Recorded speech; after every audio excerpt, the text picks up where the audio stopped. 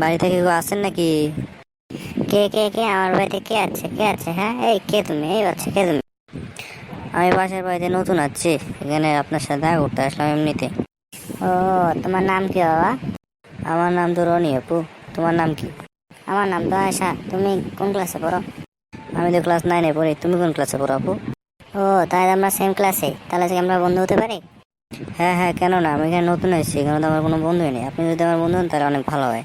আপনি আপনি করে কেন কথা বলছো? তুমি আমাকে তুমি করে কথা বলতে পারো, আমি কোনো কিছু মাইন্ড করবো না, কারণ আমরা সেম ক্লাসে। আচ্ছা, তাহলে এখন থেকে আমি তুমি করেই কথা বলবো, তুমি কিছু মনে করো না, আচ্ছা?